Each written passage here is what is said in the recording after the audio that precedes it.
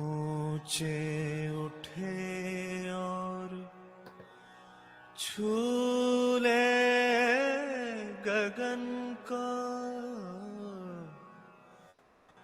ऊंचे उठे और छू ले गगन को,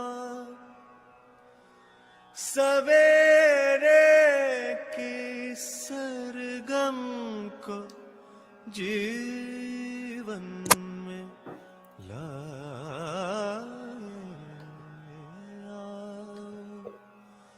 ज्ञान के दीप जलाए। सुन लो दिशाएं बुलाने लगी हैं,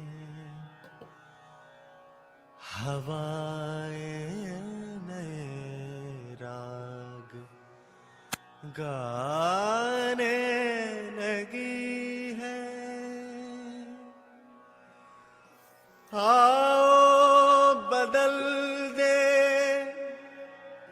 मौसम ज़मीं के, नए कल की कल कल से पल पल सजाया, ज्ञान के दीप जलाए। सागर हमारे दिलों में समाए, तूफान हमारे इरादों में आए, मन में हमारे ज्ञानोदय हो, जहां से भी गुजरे उजाले रचाए। ज्ञान के दीप जलाए, आशा की झिलमिल को रोशन बनाए। ज्ञान के दीप जलाए।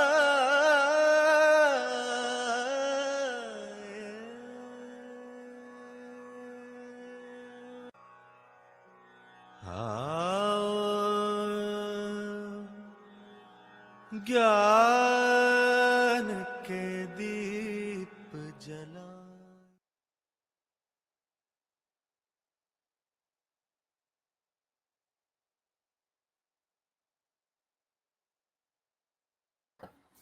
गुड मॉर्निंग जनक, गुड मॉर्निंग अंकित भैया। उम्मीद करते हैं बाकी लोग अभी थोड़ी देर में ही ज्वाइन करने वाले होंगे। तो अस्तित्व में कोई भी घटना रैंडम नहीं है, है ना। सभी घटनाएं किसी ना किसी कारण स्वरूप हो रही हैं। अस्तित्व में विकास क्रम विकास है।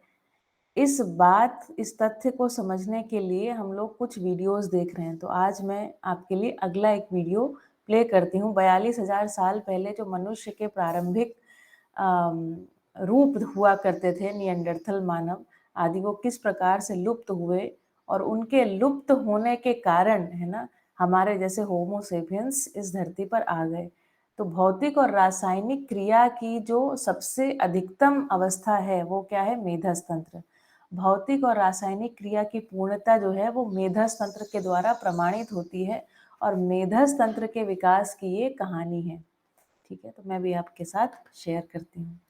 Recently Australian University of New South Wales द्वारा पब्लिश किए गए एक रिसर्च पेपर में कहा गया कि आज से 42,000 साल पहले अर्थ पर कुछ हॉरिबल हुआ था, जिसमें अर्थ ने अपने मैग्नेटिक फील्ड को एक ही झटके में खो दिया था। जिससे हुआ ये कि जो अर्थ अरबों सालों से एक स्ट्रॉन्ग मैग्नेटिक फील्ड के कारण जीवन के लिए एक सुइटेबल प्लेस बनी हुई थी, वहाँ एकदम से मैग्नेटिक फील्ड के खत्म हो जाने से भारी मात्रा में कॉस्मिक रेडिएशन आने लगा और ये सिचुएशन अर्थ पर 400 से 1000 साल तक चली, जिसके कारण अर्थ पर अचानक कई बड़े बड़े एक्सटिंक्शन इवेंट हुए, इंक्लूडिंग हमारे कजन निएंडरथाल के, जो अर्थ पर इस दौरान हुए ड्रामेटिक चेंजेस में सरवाइव नहीं कर सके और अचानक से एक्सटिंक्ट हो गए। अब दोस्तों, पृथ्वी के इतिहास में हुए इन ड्रामेटिक चेंजेस को वैज्ञानिकों ने एडम्स ट्रांजिशनल जियोमैग्नेटिक इवेंट नाम दिया है, जिसे शॉर्ट में एडम्स इवेंट भी कहा जाता है। पर इस इवेंट की सबसे इंटरेस्टिंग बात यह है कि इस टाइम पीरियड में हम ह्यूमंस की क्रिएटिविटी एंड इंटेलिजेंस अचानक से अनबिलीवेबल लेवल्स तक बूस्ट हो गई, जिससे हम अचानक हंटिंग के लिए पत्थर और लकड़ी के वेपन्स का इस्तेमाल करने लगे और अलग अलग जगह और जानवरों को आइडेंटिफाई करने के लिए पेंटिंग भी बनाने लगे। इसका मतलब है कि एडम इवेंट से पहले जो होमो सेपियंस पृथ्वी पर किसी जानवरों की तरह रहा करते थे, वो अचानक से पृथ्वी पर मोस्ट इंटेलिजेंट बीइंग बन गए। एंड डू यू नो कि हमें अर्थ पर हुए इस मैग्नेटिक रिवर्सल के बारे में कैसे पता चला? वेल, इन बड़े बड़े प्राचीन पेड़ों के कारण, जिन्हें कौरी कहा जाता है। ये पेड़ 42 से 45 हजार साल पुराने हो सकते हैं और ये एक तरह के टाइम कैप्सूल्स की तरह है, जो आज के वैज्ञानिकों को अपनी यंग एज के समय की अर्थ के बारे में बता रहे हैं। तो हेलो गाइस, मैं हूं कौशिक और चलिए जानते हैं अर्थ के इतिहास के सबसे इंपॉर्टेंट चैप्टर एडम इवेंट के बारे में। दोस्तों, इमेजिन करिए एक ऐसी अर्थ जहां हर समय बड़े बिजली के तूफान चलते हो, हर रात मैग्नेटिक फील्ड फ्लक्चुएशंस के कारण बड़ी बड़ी अरोरास से भरी हो और हर समय अर्थ पर इंसानी शरीर को जला देने वाला कॉस्मिक रेडिएशन पड़ता हो। वेल, इमेजिन करना भी काफी मुश्किल है ना? पर आज से अराउंड 42,000 साल पहले जब अर्थ एक मैग्नेटिक रिवर्सल प्रोसेस से गुजर रही थी, तब लगभग 1000 सालों तक पृथ्वी की हालात कुछ ऐसी ही थी। साइंटिफिक रिसर्च बताती है कि इस दौरान अर्थ का मैग्नेटिक फील्ड ऑलमोस्ट अपनी 94% स्ट्रेंथ को खो चुका था। अब ऐसा अचानक क्यों हुआ, ये तो आज भी मॉडर्न साइंस के लिए एक मिस्ट्री है। इसके अलावा यूनिवर्स में और भी ऐसी मिस्ट्रीज भरी हुई है जिसे अभी तक हमारी मॉडर्न साइंस एक्सप्लेन नहीं कर पाई है, जैसे कि क्वांटम फिजिक्स और पैराडॉक्स, जिनके बारे में अगर आपको डिटेल में जानना है तो मैं आपको रिकमेंड करूंगा कि आप कुकू एफएम में मौजूद ऑडियो शो मॉडर्न साइंस और हमारा यूनिवर्स को जरूर सुने। ये 80 मिनट्स की ऑडियो बुक क्वांटम फिजिक्स की हिस्ट्री से लेकर paradox, Einstein's theory of relativity और मॉडर्न फिजिक्स तक ऑलमोस्ट सभी चीजें केवल 10 एपिसोड्स में कवर करती है। यही नहीं, कुकू एफएम पर decoding universe, money making league, large hadron collider, Elon Musk के सक्सेस सीक्रेट जैसी डिफरेंट जॉनरा की ऑडियो बुक्स भी मिल जाएंगी। कुकू एफएम भारत का सबसे बड़ा ऑडियो शो प्लेटफॉर्म है, जिस पर 25 लाख से ज्यादा एक्टिव पेड सब्सक्राइबर्स है और हर महीने इस पर 4200 घंटों का नया कंटेंट अपलोड हो रहा है। काफी समय से मैं भी पर्सनली कुकू एफएम को इस्तेमाल कर रहा हूँ एंड बिलीव मी, इसके रिजल्ट्स अमेजिंग है, जिससे मेरी लाइफ में कई पॉजिटिव चेंजेस भी आए हैं। 15 लाख से ज्यादा Hindi paid subscribers Kuku FM के 4200 प्लस आवर्स के कंटेंट को यूज कर रहे हैं और 2023 में अभी तक 45 लाख आवर्स का कंटेंट प्ले हो चुका है, मतलब 1.5 लाख आवर्स डेली। और अब वेरी फर्स्ट टाइम सब्सक्राइबर्स के लिए ही है। Now coming back to the topic, but why did the earth's magnetic field suddenly disappeared? अब इसे समझने के लिए हमें मैग्नेटिक पोल रिवर्सल को समझना होगा, जिन्हें मेजरली 2 टाइप्स में डिफाइन किया गया है। First, geomagnetic reversal, second geomagnetic excursion. तो देखो, जियोमैग्नेटिक रिवर्सल्स, जिसे कंप्लीट मैग्नेटिक पोल रिवर्सल्स भी कहा जाता है, ये अर्थ पर होने वाला एक रेयर बट नेचुरल प्रोसेस है, जो हर 3 लाख साल के टाइम पीरियड के बाद अर्थ पर देखने को मिलता है। इस प्रोसेस में पृथ्वी की मैग्नेटिक फील्ड पूरी तरह से पलट जाती है, यानी जो पहले नॉर्थ मैग्नेटिक पोल हुआ करता था वो अब साउथ मैग्नेटिक पोल बन जाएगा और जो साउथ मैग्नेटिक पोल हुआ करता था वो नॉर्थ में बदल जाएगा। अर्थ के बिलियंस ऑफ ईयर्स की हिस्ट्री में ये कई बार हुआ भी है। लेकिन देखो, जियोमैग्नेटिक रिवर्सल की सबसे खास बात ये होती है ना कि इसमें मैग्नेटिक पोल्स सडन चेंज नहीं होते हैं, बल्कि ये प्रोसेस कई हजार या लाखों सालों तक धीरे धीरे चलता रहता है। पर इस दौरान अर्थ की मैग्नेटिक फील्ड की ताकत धीरे धीरे कम होती जाती है, लेकिन फिर भी वो इतनी तेजी से इतना कम नहीं होती है कि जिससे अर्थ पर रहने वाले जीवों पर मास एक्सटिंक्शन जैसा अचानक कोई बड़ा इफेक्ट पड़े। लेकिन फिर इस कमी को पूरा करता है जियोमैग्नेटिक एक्सकर्जन। अब देखो, ये भी एक तरह का जियोमैग्नेटिक रिवर्सल ही होता है, पर इसकी खास बात यह है ना कि इसमें अर्थ का मैग्नेटिक फील्ड कुछ 100 सालों के बीच ही एक ड्रामेटिक चेंज से होकर गुजरता है, जिसमें अचानक ही मैग्नेटिक फील्ड की स्ट्रेंथ अनबिलीवेबल तरीके से कम होने लगती है। और कई बार तो एक्सकर्जन के दौरान पृथ्वी के कई हिस्सों में मैग्नेटिक फील्ड 0 तक हो जाता है। अब सुनने में ये दोनों ही रिवर्सल इवेंट काफी सेम लगता है, पर इनमें सबसे बड़ा अंतर समय का है, क्योंकि जो जियोमैग्नेटिक रिवर्सल प्रोसेस लाखों सालों में होता है,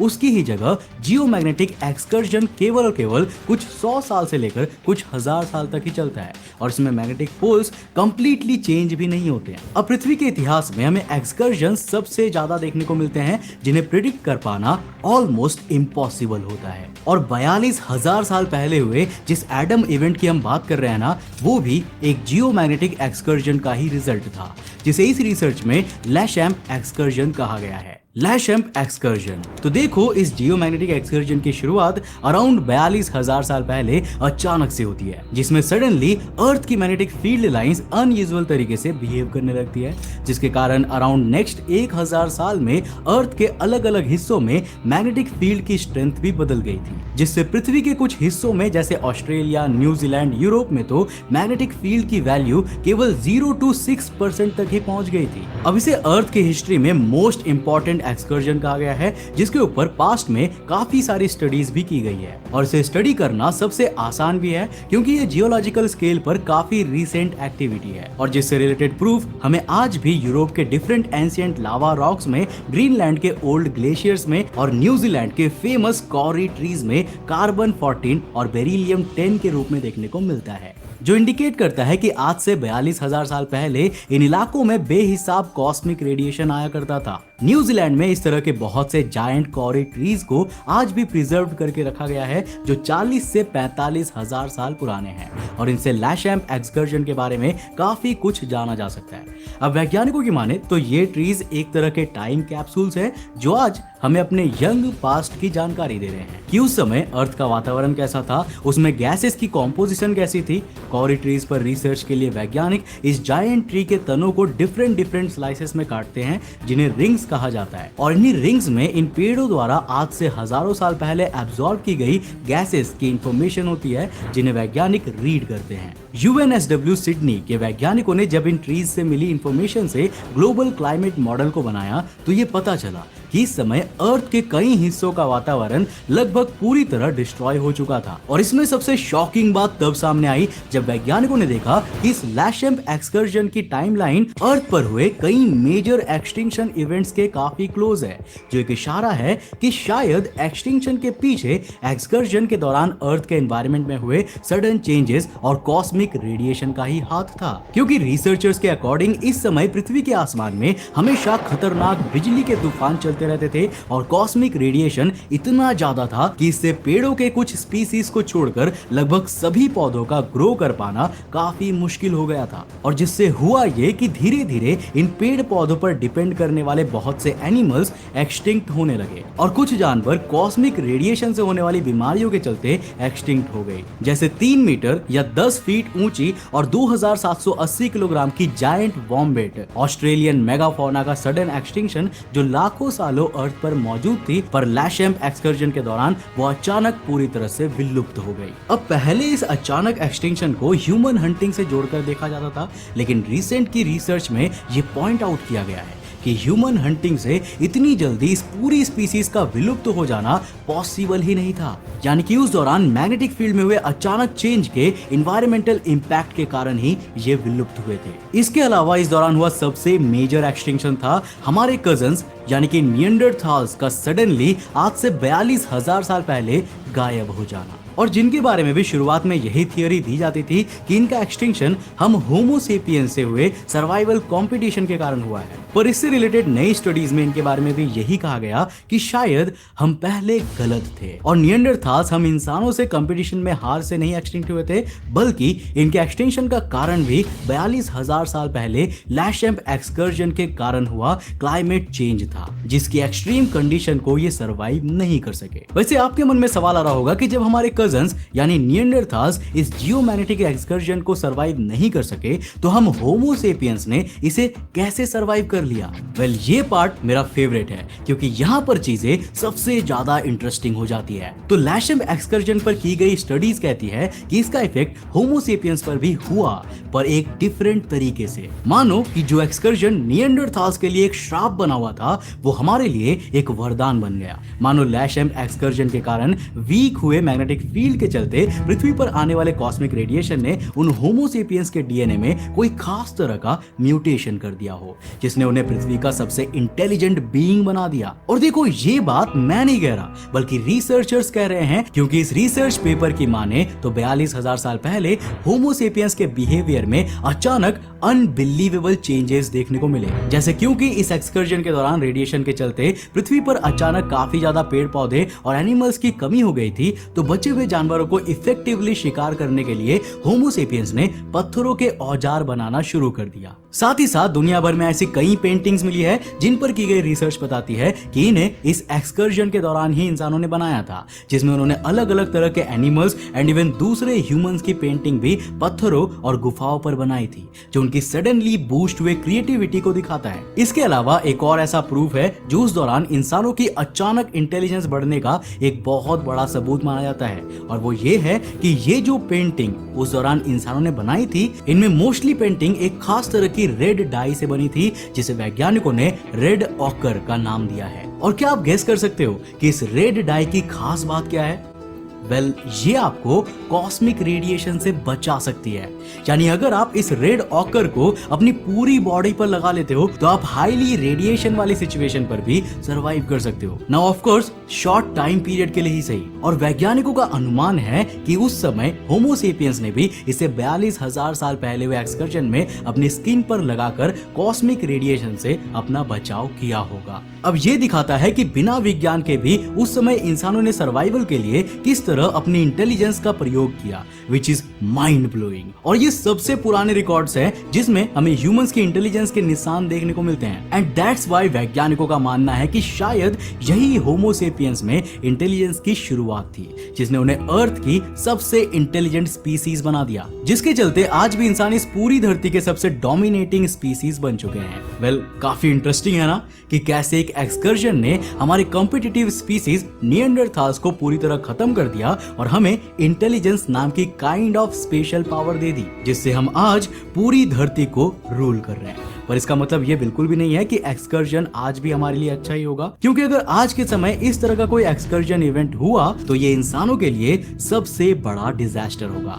एंड मोस्ट हॉरिफाइंग बात तो ये है कि कई वैज्ञानिकों का मानना है कि हम इस तरह के जियोमैग्नेटिक एक्सकर्जन इवेंट के बिल्कुल दहलीज पर खड़े हैं, क्योंकि पिछले 170 साल में ही अर्थ की मैग्नेटिक फील्ड बहुत तेजी से वीक हुआ है और ये अपनी ऑलमोस्ट 10% स्ट्रेंथ ऑलरेडी खो चुका है। What would happen if a full-scale geomagnetic excursion started now? वैसे दुआ करिए कि ये ना हो, क्योंकि ये इंसानों का अंत भले ही ना हो, लेकिन इससे होने वाले ड्रामेटिक क्लाइमेट चेंजेस जैसे आइस एज के कारण इंसानों की पॉपुलेशन अचानक 70 to 80% खत्म हो जाएगी। आप ना चाहते हुए भी बिना बिजली, इंटरनेट और बिना फोन्स के रहने के लिए मजबूर हो जाओगे, क्योंकि कॉस्मिक रेडिएशन अर्थ का सारा electric grid system and satellite system destroy कर देगा। साथ ही साथ अर्थ पर मौजूद लगभग सभी इलेक्ट्रॉनिक इक्विपमेंट भी इस रेडिएशन के कारण पूरी तरह से बेकार हो जाएंगे, जिसके कारण अगर किसी भी तरह की टेक्नोलॉजी, चाहे वो हवा में उड़ने वाले प्लेन्स हो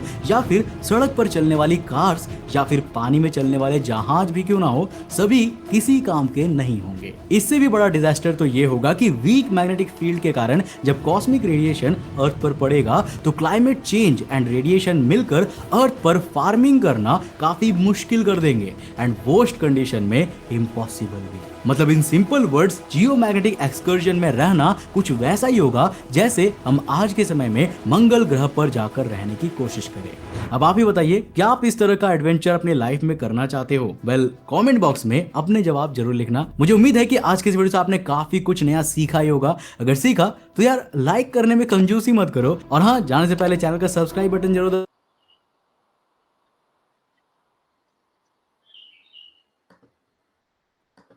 गुड मॉर्निंग सभी को, नमस्ते। उम्मीद करते हैं आज आपने इस वीडियो में काफी कुछ सीखा होगा। जी, तो आज के वीडियो में मैंने सीखा कि जो रेड ऑकर है या लाल गेरू है, इसको मुझे पता नहीं, पर हमारे यहाँ पर लोग गोबर में मिला करके उसको, लाल गेरू को, उससे घर की लिपाई किया करते थे। और ये जबरदस्त बात है कि ये कॉस्मिक रेडिएशन से बचाता है, और एक समय में शायद मनुष्य ने इसको अपने पूरे शरीर पर लीपा होगा, किस तरह से उसको पहचाना होगा, और पहचानने के बाद किस तरीके से उसका इतना बड़ा हाथ है। गेरू का इस्तेमाल पूजा में भी किया जाता है। तो शायद इसी तरह से मनुष्य ने एक एक वस्तु को धीमे धीमे अस्तित्व में पहचाना होगा। ठीक है, चलिए तो शुरुआत करते हैं, है ना। हम पढ़ना शुरुआत कर रहे हैं, जा रहे हैं।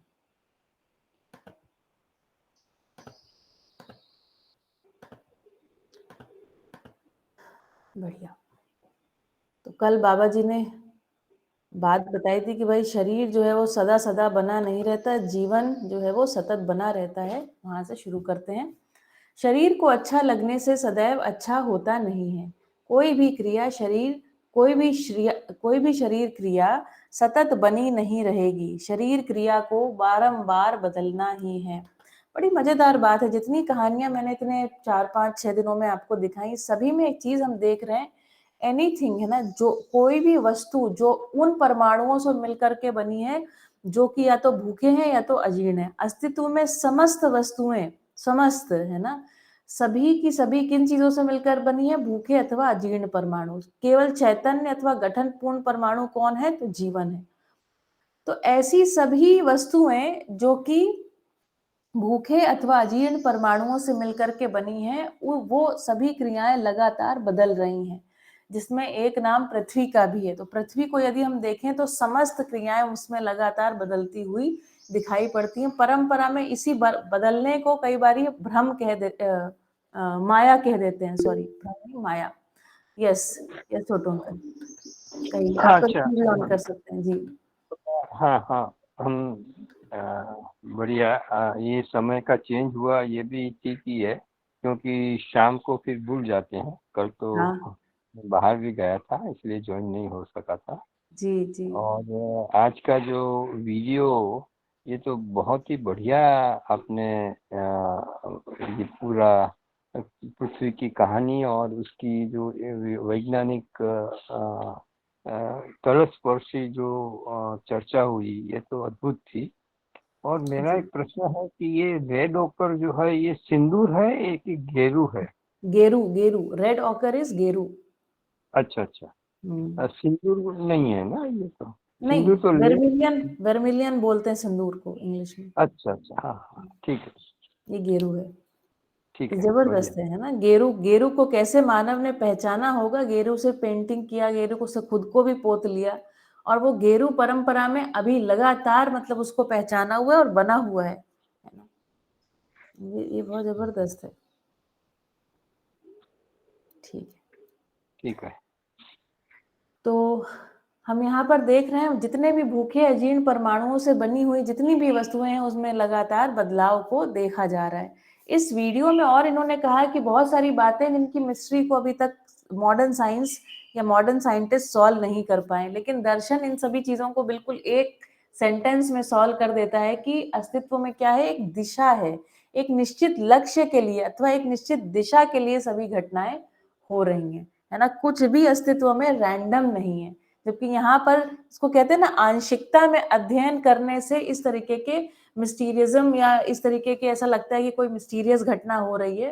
ये इस कारण से हो रहा है क्योंकि ये सब आंशिकता में बात को कर रहे हैं।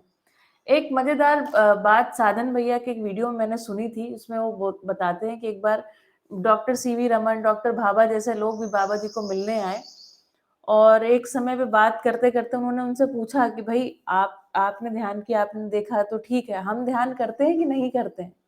तो बाबा जी ने कहा, आप भी आंशिक ध्यान तो करते ही हैं। आपका ध्यान जो है वो आंशिकता में बना रहता है, इसलिए समस्त क्रियाएं स्पष्ट नहीं होती हैं, है ना। तो ये भी आंशिक ध्यान है। और मजेदार बात है, मनुष्य कहाँ से कहाँ तक पहुंच गया है। एक पेड़ का तना मिल गया, उसको देख देख के कितनी बातों का अनुमान करते चला जा रहा है। तो मनुष्य में जो ये अनुमान क्षमता है, जो कल्पनाशीलता है, यही, है ना, धीरे धीरे मन, वृत्ति, चित्त, बुद्धि और आत्मा तक यही कल्पनाशीलता हर एक स्तर पर इसके नाम भिन्न भिन्न है। जैसे मन में भास है ना, वृत्ति में आभास है, चित्त में प्रतीति अथवा साक्षात्कार है, बुद्धि में बोध है और अनुभव में आत्मा में अनुभव है।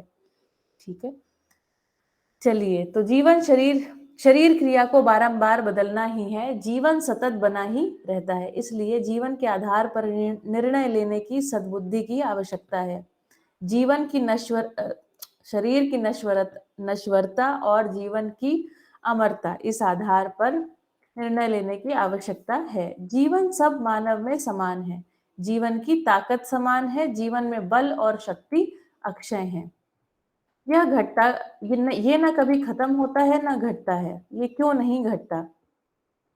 एक छोटी सी बात इसमें ऐड कर रही हूँ। जैसे हम अगर ये देखें हमारे मन में, है ना, किसी चीज का आस्वादन लेने की जो क्षमता है या जो मनोबल है, आपको क्या लगता है ये घटता बढ़ता है? हमारे अंदर में जो विचार करने की शक्ति है, ये क्या घटती बढ़ती है? चाहे हम शरीर से स्वस्थ हों चाहे स्वस्थ ना हो, विचार जो है वो निरंतर चलते रहता है। विचार में हमें ऐसा नहीं लगता कि कोई ऊर्जा की कमी हो रही, यहाँ पर कुछ खिलाना पड़ेगा कि विचार कर पाए। हमारा दिमाग जरूर थकता है लेकिन हमारा विचार जो है वो थकता नहीं है ना। तो इससे पता चलता है कि जीवन में जो है अक्षय शक्ति और अक्षय बल है। जीवन परमाणु में परिणाम में कोई परिवर्तन होना नहीं है। तो परिणाम में कोई परिवर्तन नहीं होना है मतलब गठन पूर्णता ही उसका अंतिम परिणाम है।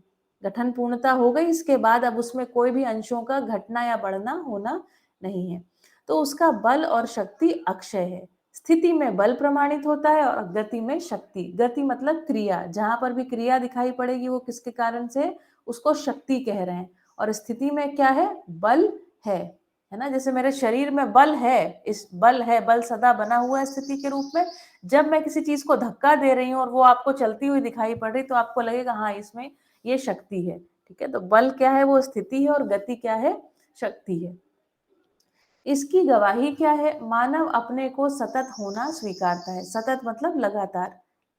हम सभी स्वीकारते हैं कि नहीं कि हम हैं, है ना। इतनी बेसिक सी बात बाबा जी कर देते हैं कभी कि इसकी गवाही ये है कि मानव अपने को सतत होना स्वीकारता है। इसको और गहरे में अगर देखेंगे तो हम ऐसा पाते हैं कि हम में से किसी को भी मृत्यु स्वीकार नहीं होती है। अगर आप किसी से पूछें, आपको अक्सर लोग ये कहते मिलते हैं कि उनको मृत्यु से भय लगता है, उनको पता नहीं कैसे मरेंगे, या मृत्यु की कल्पना भी करते हैं तो वो कल्पना भी करना बनता नहीं है। कोई सपना भी देखते हैं जिसमें सब मर गए हो, अपने मरने का ऐसा लगता है, हम मरे तो भी लगता है कि हमारा होने का जो भास है वो जीवित रहता है, हमारे होने का भास बना रहता है। ये इस बात का प्रमाण है कि भास के स्तर पर आपको पता है कि जीवन क्या है, नश्वर है। हम सभी नश्वर हैं, शरीर जो है वो जाएगा, तिरोहित होगा। ठीक है, वर्तमान में ही, अच्छा, होना ही वर्तमान है ना। वर्तमान में ही हर वस्तु का अध्ययन होता है। उसी क्रम में वर्तमान में सब में जीवन समान है, जीवन सहज बल और शक्तियां समान है। चौथी बात, जीवन का लक्ष्य सभी आदमी सुखी होना चाहते हैं, सबका लक्ष्य सुखी होना ही है। इन चारों बातों को ध्यान में रखने की आवश्यकता है। ठीक है, सभी का लक्ष्य समान है, अस्तित्व की दिशा भी उसी तरह से दिखाई पड़ती है ना। पूरे अस्तित्व को देखें तो ऐसा लगता है जैसे मानव के सुखी होने के लिए धरती पर मंगल कामना के रूप में सभी कार्यक्रम चल रहे हैं। कितने सारे जीव जानवर आए, कितने सारे जीव जानवर चले गए। ये आना और जाना भी इसी क्रम में है कि आगे कुछ ऐसा होना है जो हमारे लिए बेहतरी का कारण बनेगा। जीवन गठन पूर्ण चैतन्य इकाई है। अब इसको कौन बनाता है ये भी बात आती है। अभी तक कोई बनाने वाला बिगाड़ने वाला है, ये झंझट रहा ही है। उसी आधार पर मानव भी सोचता है, हम भी बना सकते हैं, बिगाड़ सकते हैं। यही विज्ञान का मूल आधार है।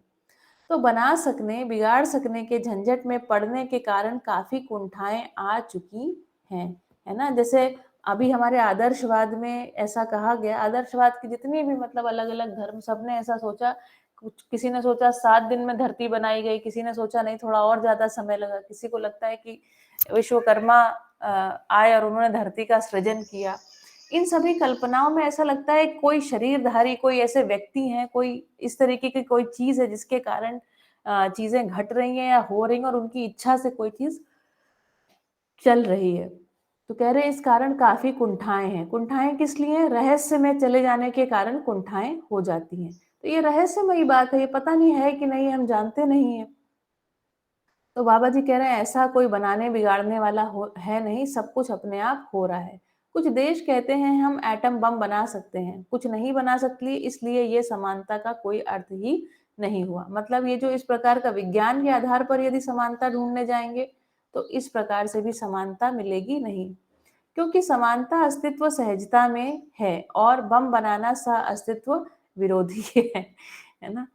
समानताएं क्या है? अस्तित्व सहजता में है ना, साथ साथ होने रहने के रूप में समानताएं दिखाई पड़ती हैं, ना कि इस तरह से बम बना लिया किसी ने तो इसमें तो हमको अलगाव ही दिखाई पड़ेगा। ठीक है। अस्तित्व जो है सह अस्तित्व सहज है, असहजता से हम कुछ भी करते हैं कहीं ना कहीं उसका विरोध होता है ना। हम जो भी कार्यक्रम असहजता से करते हैं, असहज होकर करते हैं, तो वहां अंतर विरोध या बाह्य विरोध भी हमको स्पष्ट दिखाई पड़ने लग जाते हैं। ये नियम है ना, this is a law of resistance. इसी तरह व्यापार हो गया लाभोन्मादी और इस कारण से ज्यादा कम वाला पिशाच पीछे पड़ गया है ना। इस तरीके की जो बुद्धि हमारी चली उसके कारण व्यापार क्या हो गया? लाभोन्मादी हो गया, प्रॉफिट सेंट्रिक हो गया। कल मैंने क्लास में आपको समझाया था लाभोन्माद क्या है और भोगोन्माद क्या है। प्रॉफिट सेंट्रिक को कह रहे हैं लाभोन्मादी, कंजम्पशन सेंट्रिक हो गया तो क्या हो गया? भोगोन्मादी। एक आदमी सोचता है कम है, एक आदमी सोचता है ज्यादा है और झगड़ा बना ही रहता है। तो ये अमीर गरीब का भी यही झगड़ा है ना। गरीब की गरीबी थोड़े की और अमीर की गरीबी ज्यादा बड़ी, इस तरह से सबको कम ही लग रहा है और हर व्यक्ति सोच रहा है जो दूसरा है उसके वो सुखी है। इस तरह मानव को स्वस्थ रूप में सुखी होकर कहीं जीना बना नहीं है ना। जो बाबा जी कहते हैं कि मनाकार को साकार करने वाला मन स्वस्थता का आशावादी। तो मन स्वस्थता मनाकार को साकार करने के लिए किसमें जीना पड़ेगा? प्राकृतिक नियमों में जीना पड़ेगा। मन स्वस्थता का जो आशावादी है, इस आशा का पूरा होने के लिए क्या होना पड़ेगा? बौद्धिक नियमों में जीना पड़ेगा, वहां पर ही मन स्वस्थता का प्रमाण है। ये समाज शास्त्र में लिखा है बाबा जी ने। हाँ, इसलिए स्वस्थ रूप में जीने के लिए हर मानव को चेतना विकास मूल्य और मूल्यांकन विधि से जीना होगा। हर मानव को चेतना विकास मूल्य और मूल्यांकन विधि से जीना होगा। उसका पहला चरण है समझदारी, दूसरा चरण है ईमानदारी, तीसरा चरण है जिम्मेदारी और चौथा चरण है भागीदारी। समझदारी, ईमानदारी, जिम्मेदारी, भागीदारी, 4 बातें बाबा जी कह रहे हैं। समझदारी है ना, सह अस्तित्व में एक एक वस्तु के प्रयोजन को समझना, इसी का नाम है समझदारी है ना। सभी दिशा कोण आयाम परिपेक्ष में स्पष्टता का आ जाना, इसका नाम है समझदारी। ईमानदारी, जो जैसा है उसे वैसा देख पाना और उसे वैसा बता पाना, इसका नाम है ईमानदारी। जिम्मेदारी, बाबा जी ने एक सूत्र लिखा है, जो समझदार है वो जिम्मेदार है। जिम्मेदारी देने का कार्यक्रम नहीं है, लेने का कार्यक्रम है। जिसको समझ में आएगा उसके अंदर से स्वयं ही इच्छा होगी कि वो दूसरे व्यक्ति को बताए। ठीक है, तो इसका नाम है जिम्मेदारी। और चौथा चरण है भागीदारी। स्वयं, ये भी स्वयं स्फूर्त चरण है। ये भी भागीदारी जबरदस्ती नहीं कराई जाती, ये भी स्वयं स्फूर्त विधि से होती है। इसको बाबा जी आचरण पूर्णता कह रहे हैं। क्रिया पूर्णता के बाद आचरण पूर्णता होगी, तो ये जिम्मेदारी और भागीदारी उसी का हिस्सा है। ठीक, स्वयं ही व्यवस्था में भागीदारी करना बनता है। अस्तित्व जिस दिशा में जा रहा है उस दिशा के ही हम अलाइंड हो जाते हैं, उसके विरोध में कार्यक्रम को करना बंद कर देते हैं। इस विधि से अलाइनमेंट में क्या है? सुख है। स्वीकृतियों में जीना ही सुख है ना। ओके, इन 4 चरणों में मानव को अपनी समझदारी को प्रमाणित करना है। समझदारी के अर्थ में 3 चीजें हैं। जीवन ज्ञान, जीवन ज्ञान मतलब कि शरीर क्या है? नश्वर है और जीवन क्या है? अमर है। सह अस्तित्व दर्शन ज्ञान, इकाई और व्यापक जो है वो सह अस्तित्व में है। और मानवीयतापूर्ण आचरण ज्ञान, ये मानवीयतापूर्ण आचरण को एक लाइन में कहें तो प्रत्येक मनुष्य न्याय में ही तृप्त होता है, ये मानवीयतापूर्ण आचरण ज्ञान। जीवन के स्वरूप के बारे में आपको बतलाया है। जीवन का स्वरूप क्या है? गठन पूर्ण परमाणु का स्वरूप बाबा जी ने बतलाया। उसके अलावा फिर उसको उन्होंने भेद भी किया, मन, वृत्ति, चित्त, बुद्धि, आत्मा के रूप में बताया। जीवन नित्य है, सुखाकांक्षी है और सुख को मानव परंपरा में ही प्रमाणित कर सकता है। सुख को बिना शरीर के प्रमाणित नहीं कर सकता है ना। जीवन नित्य है, सुखाकांक्षी है, और सुख को कहाँ प्रमाणित करेगा? शरीर रूप में प्रमाणित करेगा, मानव परंपरा में। इसके लिए प्रयत्न करने का पहला मुद्दा है जीवन को समझना, जिसका नाम है जीवन विद्या। विद्या का धारक वाहक जीवन ही है। धारक मतलब धारण करने वाला, वाहक मतलब उससे उसको वहन करने वाला, है ना। उसको पहचानने वाला और उसका निर्वाह करने वाला कौन है? जीवन है। तो ज्ञान का धारक वाहक या विद्या का धारक वाहक कौन है? जीवन है। विद्या के स्वरूप में 3 भाग होता है, विद्या, विद्वता और विद्वान, है ना। विद्या के स्वरूप में 3 कौन से भाग है? एक तो विद्या ज्ञान रूप, विद्वता जो निरंतरता है उसकी, और विद्वान अर्थात मानव के रूप में विद्वान। विद्या संपूर्ण सह अस्तित्व ही विद्या सहज स्रोत है। सह अस्तित्व, इस पूरे अस्तित्व में जो खाली स्थान है और खाली स्थान में रखी एक एक वस्तु है, हर एक इकाई जो व्यापक में डूबी भीगी हिरी है, यही क्या है? सहज विद्या का स्रोत है। इसी सबको हमें ठीक से समझना है। ठीक से समझना है का मतलब हर वस्तु क्या है, क्यों है और कैसे है। क्या, क्यों, कैसे, इसकी समझ का नाम ही क्या है? विद्या है। सह अस्तित्व में ही विद्या है। सह अस्तित्व में जीवन भी अविभाज्य है। सह अस्तित्व में जीवन, इसको अलग अलग नहीं किया जा सकता। इकाई और व्यापक को हम अलग अलग नहीं कर सकते। ये अविभाज्यता को समझना। सह अस्तित्व में जीवन भी अविभाज्य है। जिस प्रकार गठनशील परमाणु है, उसी प्रकार गठन पूर्ण परमाणु भी इस पूरे अस्तित्व में क्या है? अविभाज्य है। विद्वता, है ना। विद्वता क्या है? जो समझदारी होता है वह जीवन में स्वीकृत सह अस्तित्व ही है। जीवन में बुद्धि के स्तर पर जब मैं आपको परमाणु समझाऊंगी आगे, जीवन परमाणु, तो जो बुद्धि है ना, वो केवल सम को ही स्वीकार करती है, सही बातों को स्वीकार करती है ना। बुद्धि के अंदर स्वीकृति घटती है, तो वो उस रूप में विद्वता हम में रहती ही है। जो समझदारी होता है वह जीवन में स्वीकृत सह अस्तित्व ही है।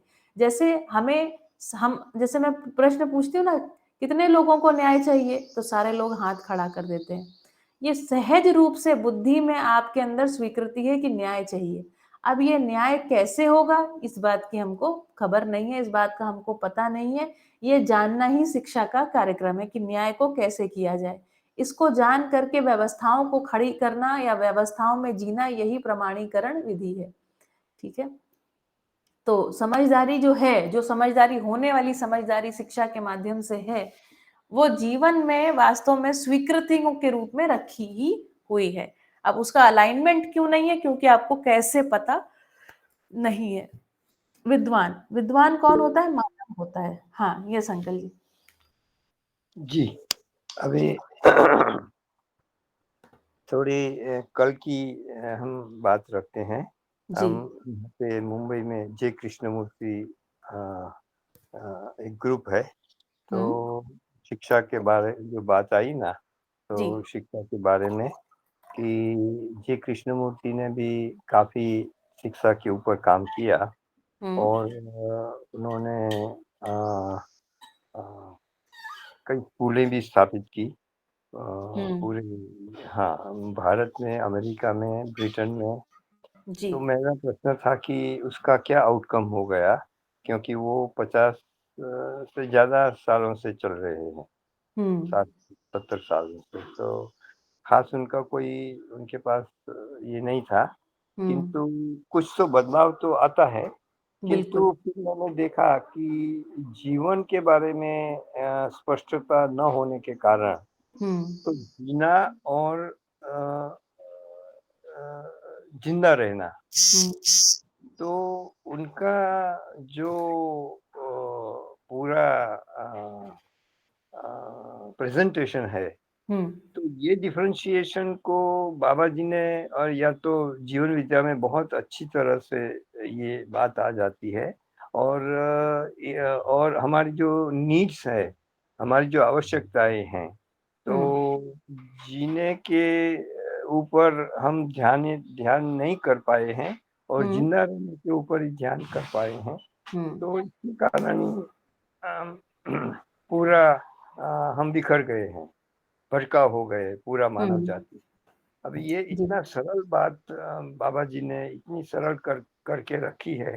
हालांकि मैंने कल वहाँ पे प्रेजेंटेशन नहीं किया, क्योंकि वो जे कृष्णमूर्ति का ग्रुप था, तो उनको बट फिर भी मुझे लगा कि अलग तरह से ये बात रख सकते हैं, क्योंकि उनको भी समझना ही वो भी चाहते हैं, समझना ही। बिल्कुल हाँ, ये तो बात दिखी और वे बहुत सिंसियर थे। दे आर बिल्कुल। सिंसियर। काफ़ी लोग वो ट्राई भी कर रहे हैं किस तरह से हम आगे बढ़े, अपने जीवन को देख रहे हैं एकदम संवेदनशीलता की धरातल पर। ठीक है, जी।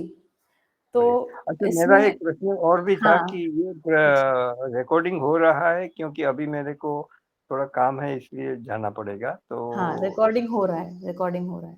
हो रहा है ना, तो ठीक हाँ, है। तो ठीक है, फिर तो मैं आपका प्रश्न ले लेती हूँ। मुझे लगता है बड़ा इम्पोर्टेंट प्रश्न है ना? ये सभी के मन में बात आती है। मुझे एक बात लगती है, देखिए ये दर्शन जब नहीं भी मिला था तो हमारे सबके अंदर, जैसे अभी बात आई ना कि हम सबके अंदर वो स्वीकृतियों के रूप में रखा हुआ है। समझदारी होना बाकी है, लेकिन स्वीकृतियों के रूप में हम सब में रखा हुआ है। तो आज आप अभी पूछते या 150 साल पहले पूछते, जब बाबा जी नहीं थे, कितने लोगों को न्याय चाहिए? तो सभी को न्याय चाहिए था। यदि हम पूरी परंपरा को देखें तो देखने में आता है कि पूरी परंपरा इसी इसी पेन से, है ना, इन्हीं चीजों से जूझते हुए आगे चली आ रही है। तो मैं व्यक्तिगत रूप से, मुझे ऐसा लगता है कि ये बहुत बड़े हौसले की और बहुत बड़े कृतज्ञता की जगह है कि परंपराओं ने किस तरह से हमें साध रखा है। चाहे कुछ भौतिकवादी परंपराएं हैं, चाहे आदर्शवादी परंपराएं हैं। आज हम समीक्षा करने की स्थिति में पहुंचे हैं। आज हम अपने तर्क विश्लेषण पूर्वक उनकी एक समीक्षा और उनको उसमें सही या गलत का भेद करने की स्थिति में पहुंचे, बिल्कुल स्पष्ट रूप से। फिर भी मुझे लगता है बहुत सारी चीजें परंपराओं में अच्छी हैं। जैसे कि मैं एक उदाहरण देती हूँ, आदर्शवादी परंपरा, मैं कभी स्वयं भी स्वीकार नहीं कर पाई आदर्शवादी परंपराओं को, लेकिन जब मैं आज इनको पीछे देखती हूँ, मैं एक सनातन धर्म स्कूल में पढ़ी जहां पर सनातन संस्कृति को प्रोत्साहन मिले, उस तरीके का विचार आए, है ना। और हमारे घर परिवार में भी हमारी माताजी जो है वो पूजा पाठ और व्रत नियम संयम ये सब करने वाली हमारी माताजी से हमको प्राप्त हुआ। हम उसको कभी मान नहीं पाए, स्वीकार नहीं कर पाए बहुत सारी चीजों को, लेकिन फिर भी देखिए, यदि मनुष्य के पास ये सब ना होता तो हम आज भी 4 विषय 5 संवेदनाओं में पूरी तरीके से डूबे भीगे गिरे होते वहां पर। लेकिन मनुष्य ने, देखिए थोड़ा और पीछे लेकर के जाती हूँ, जब हम जानवरों को देखते हैं तो उन्होंने पांचों संवेदनाओं को, है ना, मतलब जो उनके सूंघने की क्षमता है, जो उनके स्वाद लेने की क्षमता है, इन सब संवेदनाओं का इस्तेमाल किया है किसके लिए? अपने शरीर में आहार निद्रा भय मैथुन 4 क्रियाओं को करने के लिए उनके भीतर की पांचों संवेदनाएं समर्पित हैं। मनुष्य जिस प्रकार से इवॉल्व हुआ है, जिस प्रकार से उसका विकास हुआ है, उसमें हम देखने में पाते हैं कि जो चारों विषय हैं वो 5 संवेदनाओं के लिए समर्पित हैं। 4 विषय मतलब आहार निद्रा भय मैथुन, मनुष्य को मजा आ जाए इसके लिए समर्पित है। बिल्कुल समर्पित है ना, कि अच्छा स्वाद लगेगा वही चीज हम खाना खाएंगे। जिसका स्वाद अच्छा लग रहा है तो बार बार वो चीज खाने की हमारे अंदर इच्छा जागृत होती है। तो एक शिफ्ट नेचुरल विधि से हमको, प्राकृतिक विधि से मिला, वो क्या? आहार निद्रा भय मैथुन। विषय जो है वो प्राइमरी नहीं है, संवेदनाएं हम प्राइमरी में आ गए। अब हमें, जब हम जैसे जैसे आगे बढ़ते गए, हमें ये समझ में आता गया कि संवेदनाओं में सुख है नहीं, सुख जैसा भासता है और भासने का भी प्रयोजन है। प्रयोजन क्या है? तो यदि सुख का जरा भी कुछ पता नहीं चलेगा तो संपूर्ण सुख की कल्पना मनुष्य कैसे करेगा? तो ये भी बहुत बढ़िया बात है कि संवेदनाओं में सुख भास गया। एक समय पे मनुष्य के अंदर ये निष्कर्ष आ जाते हैं कि यार ये संवेदनाओं से केवल सुखी हुआ जा सकता नहीं, तो मनुष्य के अंदर वो पिपासा बनी रहती है। आदर्शवादी परंपराएं, चाहे जय कृष्ण मूर्ति हैं या आप जितने भी नाम ले लीजिए, सभी लोगों ने कहीं ना कहीं आपको संवेदनाओं से ऊपर उठने के लिए एक संकल्प शक्ति को, संकल्प बाबा जी की भाषा में संकल्प नहीं, लेकिन वैसे भी एक संकल्प को जागृत करने की बात तो कही है ना। आपको भूख लग रही है, आपका मन कर रहा है ना, आपकी संवेदनाएं कह रही खाओ खाओ, लेकिन आप कहेंगे नहीं आज तो हमारा निर्जला उपवास है, आज तो हम ये करने वाले हैं, आज तो हम ये करने वाले हैं। इस तरीके से कहीं ना कहीं उससे ऊपर उठने की चेष्टा मनुष्य ने की है, और मैं ऐसा मानती हूँ, है ना। मैं अपने ये व्यक्तिगत बात कर रही हूँ, मुझे ऐसा लगता है एक एक ऐसे उपक्रम का बहुत बहुत धन्यवाद। एक छोटा बच्चा होता है, वो फोकस नहीं कर पाता। मनुष्य का टाइम स्पेन आज भी 7 से 8 मिनट, 15 मिनट मैक्सिमम रह पाता है। लेकिन चूंकि शिक्षा की जो भी विधियां हैं, जो भी प्रणालियां, कि भाई बैठो पढ़ाई करो, 6 घंटा स्कूल जाओ, हम का हमारा जो हम ट्रेन होते हैं, हमारा इस तरीके का ट्रेनिंग हुआ है कि हम कोई गहरी बात को समझ सकें। तो मेरे व्यक्तिगत मतानुसार, मतलब मैं बाबा जी की तो लेवल तो उनका तो नहीं मैं पहुंच रही हूँ, लेकिन मेरा व्यक्तिगत मत ये है कि एक एक चीज ने केवल कंट्रीब्यूट किया है। हमें लगता है कि वो चीज गलत हो गई, ये गलत हो गया, वो गलत हो गया, वो बहुत आंशिकता में है, बहुत क्षण भर की गलती है। यदि पिछले 100 साल का मनुष्य का इतिहास देखें और धरती का इतिहास देखें, तो पिछले 100 जो साल है ना, जिसमें मनुष्य ने काफी सारी गलतियां और काफी सारा विकास किया है, ये यदि पृथ्वी के समय को हम 24 घंटे में विभक्त कर दें, विभाजित कर दें, तो मनुष्य के 100 साल मात्र 1 सेकंड मात्र हैं, इससे अधिक नहीं है। तो मुझे लगता है धरती में कुछ एक आंशिकता में जब देखने जाते हैं, तो आंशिकता में ऐसा लगता है कि ये ठीक नहीं हुआ, लेकिन मुझे लगता है कि एक एक व्यक्ति ने कंट्रीब्यूट ही किया है ना। और इस विधि से ही हम एक अखंड समाज को पहचान सकते हैं। कोई भी गलत करना नहीं चाहता, कोई भी गलत कर नहीं रहा है, अपनी समझदारी के अनुरूप ही सब व्यक्ति सब कुछ कर रहे हैं। इससे हम टूटते फूटते नहीं, हमको ऐसा नहीं लगता हमारे साथ कुछ गलत हुआ है। गलत क्योंकि कुछ हो ही नहीं रहा है, सूत्र है, अस्तित्व में हर क्षण न्याय है ना। तो न्याय ही हो रहा है, उसको हम देखें, और जो उनको नहीं पता उनको हम बता दें, यही हमारी पूरकता है। मैं ये विधि से देखती हूँ। ठीक है अंकल जी?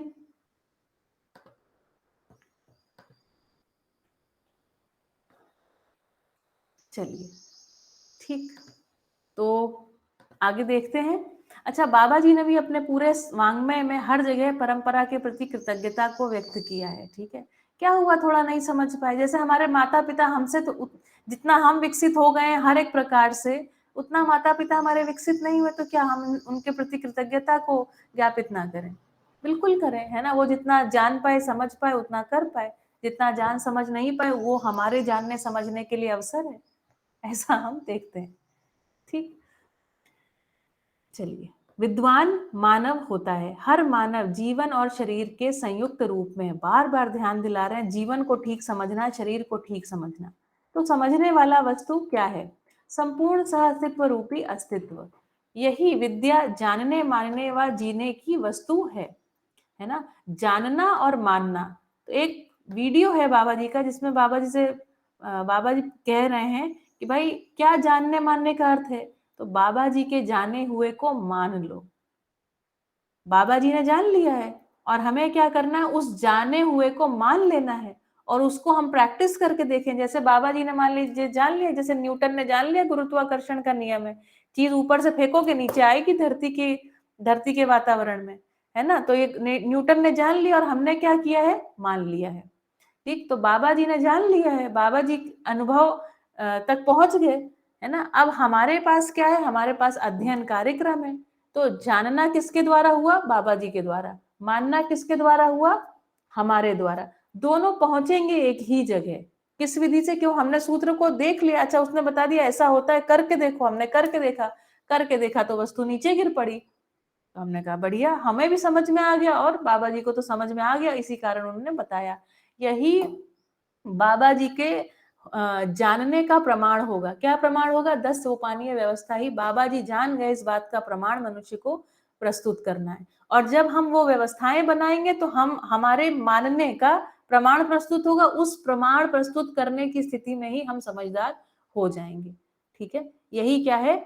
हमारी विधि है, ये हमारी अध्ययन विधि है। चलिए, तो यह है अनुभवगामी विधि। ठीक है, अनुभव मूलक, अनुभवगामी दो विधियां हैं। बाबा जी जिस विधि से गए वो है अनुभव मूलक, और हम जिस विधि से जा रहे हैं वो है अनुभवगामी विधि। यही विद्या जानने मानने व जीने की वस्तु है। विद्वता का धारक वाहक वस्तु जीवन ही है, और उसे प्रमाणित करने वाला मानव है। मानव शरीर और जीवन का संयुक्त रूप है। इस विधि से मानव की महिमा और जीवन की महिमा, सह अस्तित्व की महिमा अपने आप से स्पष्ट होता है। महिमा मतलब ग्रेस, देखिए, है ना। प्रकृति का क्या कहना चाहिए? प्रकृति का एक सुंदर नृत्य जैसा लगता है, एक सुंदर जैसा लगता है कि क्या मतलब जबरदस्त घटनाएं घट रही, एक घटना ऐसे घट रही है कि मानव इस धरती पर आ पाता, है ना, और जीवन उसे चला पाए, है ना। जीवन की समस्त क्रियाएं इस शरीर के माध्यम से व्यक्त हो पाए, ऐसा जबरदस्त एक ब्रेन, ऐसी जबरदस्त एक मेधस रचना होने के लिए कितनी सारी घटनाएं घटी हैं, है ना। इस विधि से मानव की महिमा और जीवन की महिमा और सह अस्तित्व की महिमा अपने आप से स्पष्ट होता है। अस्तित्व सहज रूप में है सह अस्तित्व, है ना। अस्तित्व सहज रूप में, सहज मतलब अपने आप, ऐसा नहीं कोई करने वाला यहाँ नहीं है, कोई करता नहीं है। सह अस्तित्व सहज है विकास, और सह अस्तित्व में ही क्या है, अपने आप विकास है। हर एक इकाई इस व्यापक में डूबी भीगी घिरी होने के कारण क्रियाशील है और गतिशील है।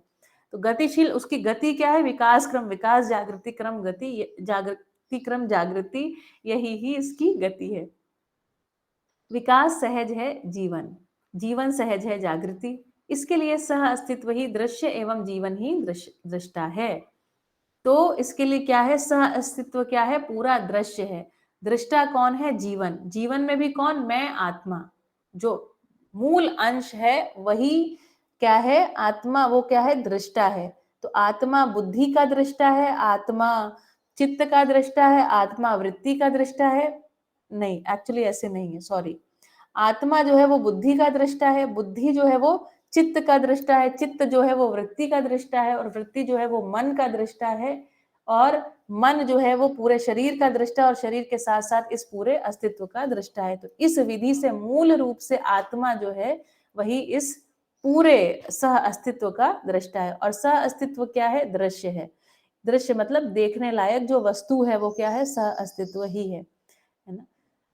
रासायनिक भौतिक रचना विरचनाएं एक दूसरे से अंतर संबंधित क्रम है। जो रासायनिक भौतिक रचनाएं हैं ये क्या है, सब एक दूसरे से इंटरलिंक्ड हैं, एक दूसरे से जुड़ी हुई हैं, एक चेन की जैसे हैं, ठीक है। कुछ भी टूटा फूटा नहीं है। ये सारी घटनाएं नित्य वर्तमान है। नित्य वर्तमान का क्या अर्थ है, नित्य मतलब सदा सदा, वर्तमान मतलब जो वर्त रहा है, वर्तते इति वर्तमानम, है ना। तो वर्तमान वर्तमान है, मतलब इस, अगर हम पूरे अस्तित्व में देखें, अस्तित्व मतलब ये हमारी पृथ्वी से बाहर पूरा ब्रह्मांड और इस तरीके के पैरेलल यूनिवर्स, सब जगह हम देखें तो हर एक धरती पर हर मतलब जो भी चीजें हैं वो कैसे कहना चाहिए कि वो चीजें घट रही। जैसे उदाहरण के लिए इसी धरती पर आइए वापस, तो हम देखें, इसी धरती पर देखते हैं, जैसे हम गेहूं को पहचानते हैं, तो गेहूं कहीं बीज रूप में है, कहीं गेहूं को बोया जा रहा है ना, कहीं गेहूं में से एक किल्ला ऊपर फूटा हुआ है, कहीं गेहूं की थोड़ा ऊपर बढ़ गया है, कहीं थोड़ा उसकी बाली खड़ी हुई है, कहीं वो गेहूं सूख रहा है, और कहीं वो गेहूं सूख करके वापस गेहूं का दाना निकल रहा है ना। इस धरती पर ही ऐसा हो रहा है। कैसे हो रहा है, मौसम अलग अलग, मौसम अलग अलग ऋतुएं पूरे धरती पर इस समय है बिखरी हुई, और जहां जहां गेहूं उग रहा है, हर एक क्षण गेहूं का नित्य वर्तमान है।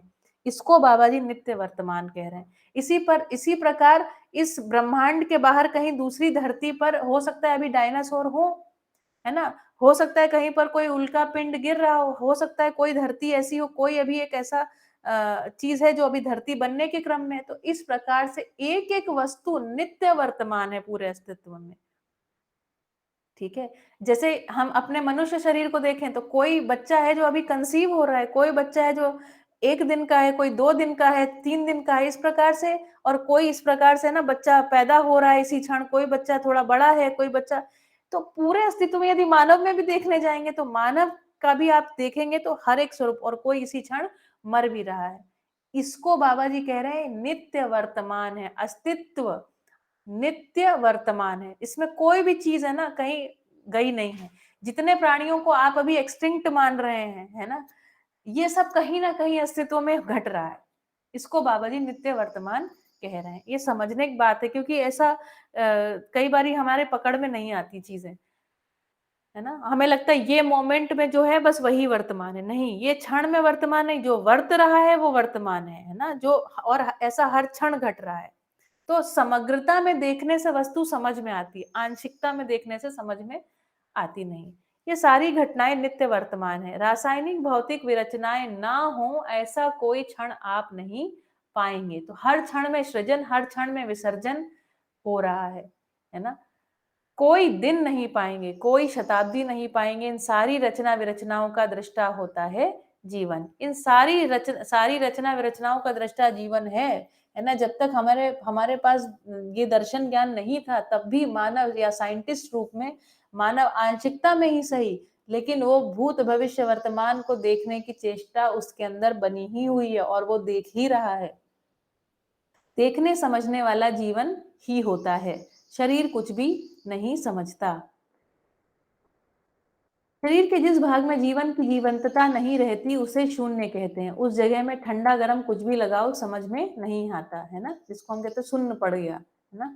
दूसरा, अस्पतालों में ऑपरेशन करते समय बेहोश करने के बाद कुछ भी काट पीट की जाती है, कोई पता नहीं रहता। इन आधार पर समझ में आता है, जहां पर जीवन जीवंतता बनाए रखता है वहीं संवेदनाएं समझ में आती हैं। तो समस्त संवेदनाएं जीवंतता के कारण हैं, और इस जीवंतता को बनाए रखने का जो कारण है वो क्या है? जीवन है ना। इसलिए अगर किसी को मृत्यु से भय लगता हो तो मृत्यु से भय की आवश्यकता नहीं है। ठीक। जीवन अपनी तृप्ति के लिए जहां जिज्ञासु होता है, उसके लिए ही वह सत्यता, यथार्थता, वास्तविकता समझता है। ये क्या कह रहे हैं बाबा जी? बाबा जी कह रहे हैं हर मनुष्य में स्वाभाविक विधि से जितनी उसकी पात्रता, जितनी उसकी योग्यता होती है, उस अनुसार वो जिज्ञासु होता है। और जब जहां पर उसकी जिज्ञासा होती है, सहज रूप से वो उस सत्य को, यथार्थ को और वास्तविकता को समझने काबिल होता है और समझ सकता है, समझ जाता है। ठीक है, इसको कह रहे हैं। फलस्वरूप जीवन सुखी होने का आधार बनता है। जब भी हमारी कोई जिज्ञासा तृप्त हो जाती है तो हमको अच्छा लगता ही है, आंशिक रूप से। ये पूर्ण रूप से होने की संभावना है। इस कारण से हमको जीवन को समझने की आवश्यकता हुई। ये आवश्यकता अमीर गरीब, बली निर्बल, बड़े छोटे सबको ही है। तो बाबा जी कह रहे हैं भाई ये समानता का आधार है। जिज्ञासा, समझ, ये सब समानता के आधार हैं, ये सभी के भीतर पाई जाती है। इसमें दूसरा सूत्र मिलता है, जीवन विद्या से कोई वर्ग संघर्ष का आधार नहीं है ना। वर्ग संघर्ष मतलब अलग अलग जो खेमे में हम बटे हुए हैं ना, कभी अमीर गरीब के कारण, कभी औरत आदमी के कारण, कभी किस रंगों के, रंग नस्ल भेद इनके कारण, है ना, ये सबका आधार नहीं मिलता। इसमें सर्व शुभ का आधार सह अस्तित्व ही है, सबके निरंतर सुखी होने का स्रोत है, समाधानित रहने का प्रमाण है। ये सब चीजें अपने आप से उद्गमित होते हैं। उद्गमित होते हैं मतलब अपने आप से ऐसा होने लगता है, अपने आप से निकलते हैं। मैं समझता हूँ मानव इसी को चाहता है, ऐसे ही जीना चाहता है। हम सबके साथ ही सुखपूर्वक जी सकते हैं, अकेले कोई होता नहीं, ये सिद्धांत निकलता है। अस्तित्व में कभी भी किसी भी क्षण हम अकेले नहीं हैं, है ना। इकाई हमेशा हमेशा व्यापक में डूबी भीगी घिरी है। तो कोई भी क्षण ऐसा नहीं है जब आप परमात्मा से अलग हैं, होता नहीं, है ना। अकेले कोई होता नहीं, ये सिद्धांत निकलता है। इस धरती के संबंध को छोड़कर कोई मानव सुखी होने का प्रयत्न करे तो हो नहीं सकता। पानी से संबंध छोड़कर सुखी कोई हो नहीं सकता। पानी से संबंध क्या है? प्यास बुझाने का संबंध है ना। तो पानी से संबंध छोड़कर सुखी कोई हो नहीं सकता। मतलब पानी से यदि आप पानी को पहचाने ना और उसको निर्वाह ना करें, मतलब जब प्यास लगे तो पानी पिए ना, तो क्या आप सुखी हो जाएंगे? आप सुखी हो नहीं पाएंगे। किन्हीं भी चीजों के संबंध को छोड़कर हम सुखी नहीं हो सकते, तो जीवन संबंध को छोड़कर कैसे जियोगे? संबंध मतलब उस किसी भी वस्तु का मूल्य पहचान लेना। मूल्य मूल्यांकन उभय तृप्ति विधि से काम करता है ना। नियम को पहचान लेना ही न्याय का कारण बनता है। तो हम जब पानी में प्यास बुझाने के गुण को, उसके स्वभाव को पहचान लेते हैं, तो जब हमें प्यास लगती है तो हम उसे पीकर तृप्त हो जाते हैं। इसको कह रहे हैं पानी के साथ अपने संबंध का निर्वाह कर लिया। किन्हीं भी चीजों को के संबंध को छोड़कर हम सुखी नहीं हो सकते, तो जीवन संबंध को छोड़कर कैसे जियोगे? जीवन संबंध मतलब जीवन में क्या मूल्य हैं, उनको समझे बिना उनका निर्वाह कैसे करोगे? कैसे यांत्रिक हो जाएगा और भावनात्मक संसार से कैसे मुक्ति पाएगा? देख रहे हैं अस्तित्व में जो न्याय है वो प्रति क्षण है। अस्तित्व में मनुष्य के अंदर सुखी होने की आकांक्षा नित्य वर्तमान है, और ये भावनात्मक संसार, है ना, मनुष्य के अंदर निरंतर विद्यमान है। भाव मतलब क्या? भाव मतलब मूल्य, भाव मतलब उपयोगिता, यही भावनात्मक संसार है। आप ही सोचो ये कैसे हो सकता है। जहां आदर्शवाद में एक तरफ क्या कह रहे हैं, सभी है ना, पूरा पूर्ण वैराग्य, भावनात्मक संसार से बिल्कुल आप किस तरह से मुक्ति पा जाइए, सब कुछ छोड़ दीजिए, एकदम अलग हो जाइए। अलग थलग होने का वाद है आदर्शवाद, ठीक है। अलग थलग समझने का वाद है भौतिकवाद। बाबा जी क्या कह रहे हैं, ये सह अस्तित्ववाद है। भावनात्मक संसार से मुक्ति किस आधार पर पाओगे, सही समझने के आधार पर और समझ को निर्वाह करने के आधार पर। जैसे पानी में प्यास बुझाने के गुण को तुम समझ लेते हो, प्यास लगने पर उसे पी करके तृप्त हो जाते हो, इसी प्रकार भावनाओं को अथवा भावों को अथवा मूल्यों को, इनको भी समझ लो, समझ करके जान लो, इन मूल्यों का निर्वाह करो और निर्वाह करने से क्या हो जाएगा, सुखी होना बन जाएगा। ये छोटी सी बात बाबा जी कह रहे हैं। आप ही सोचो ये कैसे हो सकता है। हम बाजार में जाते हैं, सब्जी अनाज सोना लोहा सबका भाव पूछते हैं, है ना। भाव मतलब मूल्य। उस भाव का दृष्टा कौन है, उस भाव का दृष्टा मानव ही होता है। जब सबका भाव है तो मानव का भी भाव होगा, है ना। मानव का भाव पता लगाना ही आवश्यकता रही है। उसको छोड़कर सबका भाव पकड़ लिया, ठीक है। उसको मनुष्य का भाव छोड़कर सबका भाव पकड़ लिया, इसी का नाम क्या है, भौतिकवाद।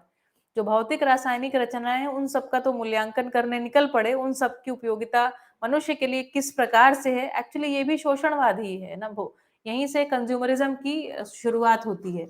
हर एक वस्तु हमारे लिए कैसे उपयोगी है, इतना ही अध्ययन करने से क्या होता है, हम अटक जाते हैं, है ना। और उस वस्तु के लिए हम पूरा कभी हो नहीं पाते।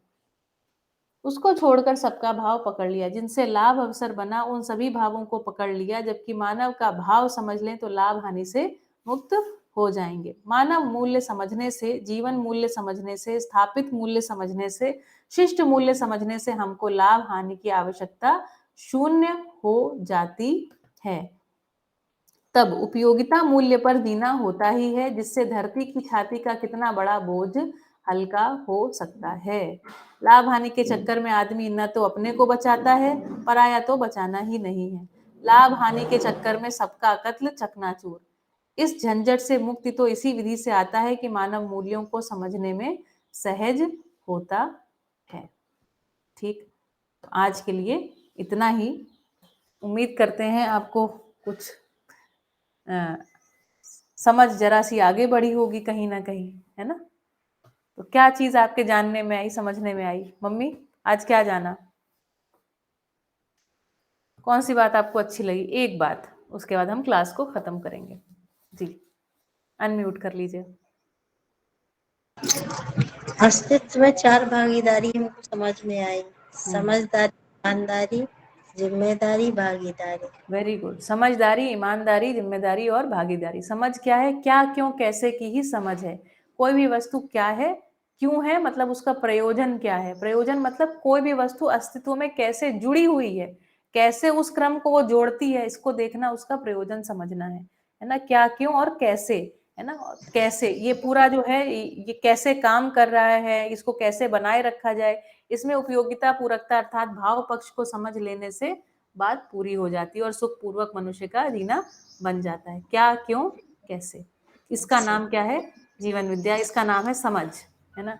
जीवन की विद्या तो जीवन का नश्वर बार बार मैं गलत बोलती हूँ, शरीर का नश्वरत्व और जीवन का अमरत्व, इसको समझ लेना है ना। इस यही क्या है, जीवन ज्ञान। ठीक है, बढ़िया।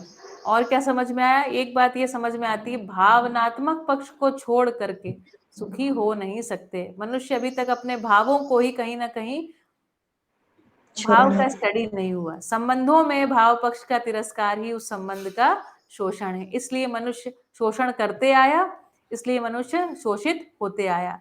शोषण करना और शोषित होना दोनों ही मूलतः मनुष्य को स्वीकार नहीं है। लेकिन हम इसी विधि से समस्त व्यवस्थाएं बना ली और सोचते हैं इसी तरीके से सुखी हो जाएंगे। इसी का नाम बाबा जी ने कहा भ्रम है।